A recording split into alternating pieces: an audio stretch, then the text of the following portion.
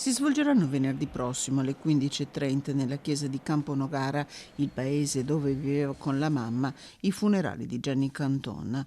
34 anni, questa giovane donna solare che amava ballare, amava la danza, si è spenta martedì dopo 2 anni di lotta contro una grave malattia ginecologica.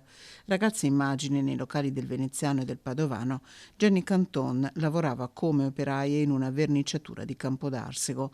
Ha imparato a ballare prima ancora che a camminare, ci racconta al telefono mamma Adriana, con la voce emozionata dal dolore, ma la gratitudine per quanti in queste ore le sono stati vicini, con visite e telefonate, per ricordare Jenny, una donna a cui volevano bene e per dirle che saranno presenti al funerale venerdì.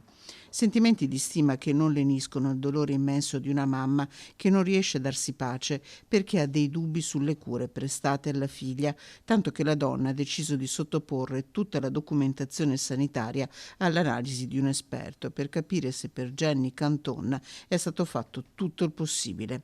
Era seguita da un medico di Padova, un esperto, ci dice il telefono, i dubbi restano. Nel frattempo la signora Adriana e con lei tutta la famiglia vivono giorni di grande sofferenza in attesa dell'ultimo saluto a Jenny.